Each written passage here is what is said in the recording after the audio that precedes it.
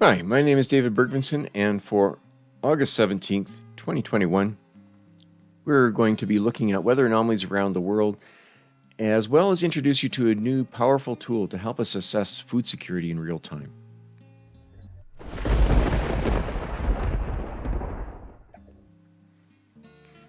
Last week, we talked about the IPCC's assessment report number 6 that highlighted the fact that our temperature since pre-industrial times has gone up by 1.09 degrees Celsius. And while that may not sound like a lot, it has had huge impacts on the severity of storms, given that our atmosphere now has more energy and can hold more moisture, leading to more extreme rainfall events, as well as extreme temperatures.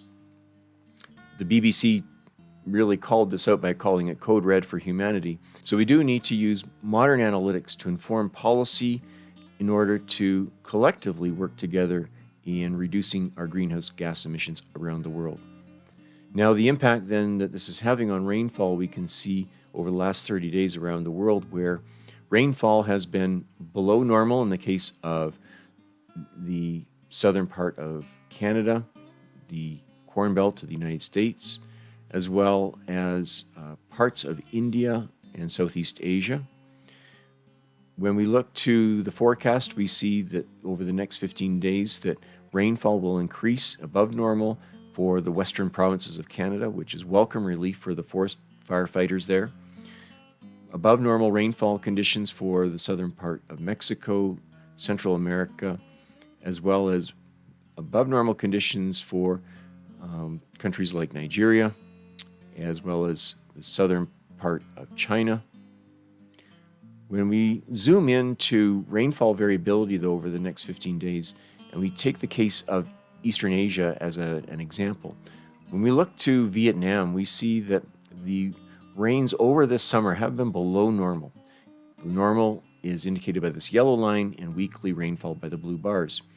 Now, when we go over to Japan, we see that it was largely a drier than normal summer, but it will be punctuated by above normal rainfall events the last couple of weeks and into the forecast. Now, this is a concern for potential risk of flooding, and the same is true for the central part of China, where we see in some areas the below normal rainfall for the summer is now being punctuated by high rainfall events at the end of the summer. Now, the implications of this variability will be discussed a little bit later, especially for Vietnam, that is a very important spice-producing country, and this rainfall variability and dry conditions will actually impact on spice production. When we look to temperature over the last 30 days, we see that above normal conditions, temperature-wise, for central part of Canada, the United States, warmer than normal for Argentina, as well as for the north and south parts of Africa, warmer than normal conditions for Kazakhstan and much of Russia, while cooler conditions prevail for most of Europe, with the exception of Spain and Italy. Now, when we look to the next 15 days, we see cooler conditions all the way along the western part of Canada and the United States, extending down into Mexico. So this will be welcome news for forest firefighters there. While we're going to be seeing warmer conditions through the Corn Belt and into the eastern provinces of Canada, warmer than normal conditions for both the north and south parts of Africa, as well as Kazakhstan and much of Russia. And cooler conditions will continue then for much of Europe. When we look to rainfall, the actual rainfall over the next 2 weeks, we're going to be looking at very dry conditions, though, along the western part of the United States, the eastern part of Brazil and northern parts of Argentina. Dry conditions throughout the Middle East, which is expected for this time of year, but dry conditions for Kazakhstan, which has had a huge impact on agriculture this season. When we look to precipitation over potential evapotranspiration, this critical index that gives us some idea of the stress that crops, especially rain-fed crops in the tropics, are facing, we see that for much of the western part of the United States, this ratio is below that required for rain-fed agriculture, while for much of Mexico, Central America, and northern parts of South America, this index is above that critical threshold of 1.0 for most crops. Same is true for most of West Africa and even extending up into the Sahara Desert of Africa. So this is a very interesting development here in Africa. In the case of India, good growing conditions for farmers across most of the country, as is the case for most of the countries in Southeast Asia. Now, we talked a little bit about Vietnam and the challenges that spice producers are facing there, and this is the reason why. Over the last 15 years, this ratio has gone from a value of approximately 5 to 6, in some cases being over 8, down to a value of 1.0. And this has huge implications for crops that require a very high ratio of P over PT to produce sufficient produce. So in the case of many of the spices, this is the case, as well as for coffee. And so for this part of Vietnam, a watch is really being issued here for spice producers that rely on this unique ecology to be thinking about agronomic practices that they can improve to improve soil moisture capacity of the soils, or even shifting production to other locations. In the case of the next 15 days, precipitation over potential evapotranspiration is looking good for much of Mexico, all the way down to the north part of South America. Across West Africa, continuing to be very good for rain-fed agriculture, as is the case for India, much of China, and most of Southeast Asia.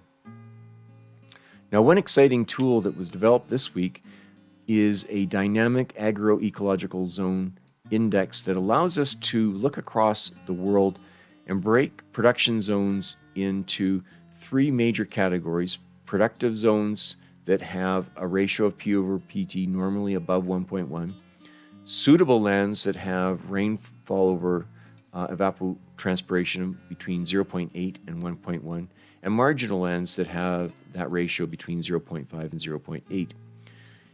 We use a growing season trigger above 8 degrees Celsius and a P over PT value greater than 0.5. Now, this works extremely well in the tropics. It can be extended into temperate production zones, but there are other variables at play here, especially soil type. But it is a very powerful tool for the parts of the world that often face food insecurity. And it's for that purpose this was developed. You can see the different types of status reports that are generated for each of these ecologies. Normal, where the P over PT is roughly similar to the long-term normal. A watch, where that value is about 1.1 to 1.2 below normal. And an alert, where P over PT is below 0.2 compared to the long-term normal, or in the case of productive zones, where that value is 0.9 or below. And the reason for that being is that farmers in those zones are expecting high rainfall and therefore make significant investments in production, such as putting on additional fertilizer to enhance crop yields.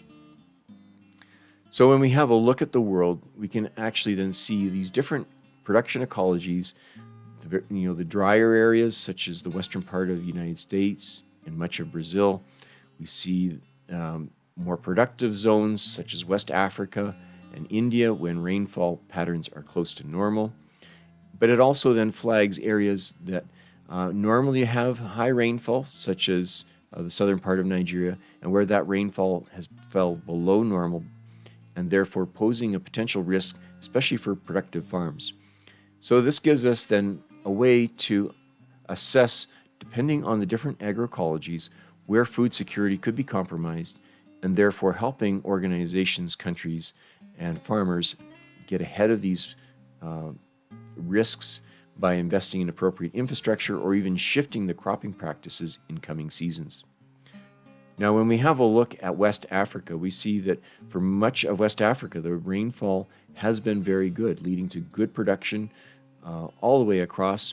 There are, though, also areas, though, that have had below normal rainfall in places like Sierra Leone, Cote d'Ivoire, the northern part of Ghana, the southern part of Nigeria. And so, therefore, this tool will help us pinpoint where interventions may be needed and where food relief efforts should potentially be focused, especially in areas that are normally the bread baskets for these countries and that are experiencing below normal rainfall conditions and increased water stress for their crops.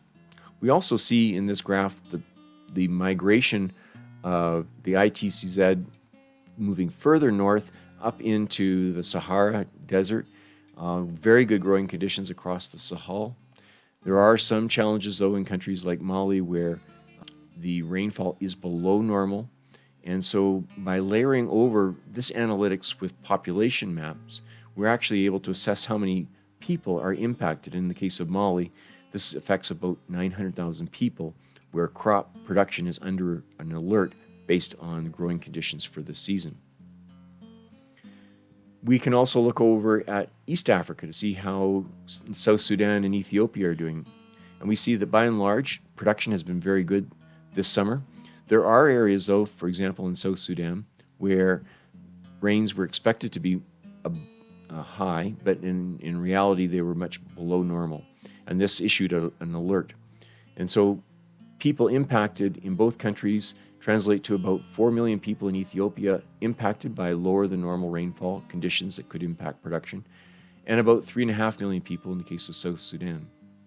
This region only has one cropping season, so these kinds of insights help us plan for food security year-round, especially for monomodal rainfall patterns like South Sudan and Ethiopia.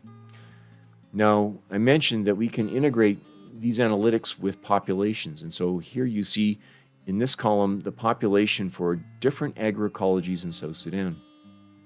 We also keep track of the weather conditions that lead to the generation of this long-term normal P over PT value. Now, when that difference is significant, such as the case for the productive zones that we issued an alert for South Sudan, we see that that is impacting approximately 13.4% of the population.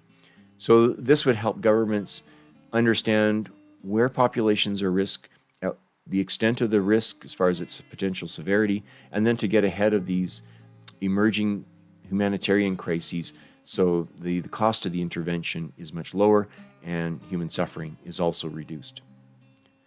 If analytics like this are of interest to you, go to apps.aware.com where you can start your weather analytics journey for free. Until next week, take care.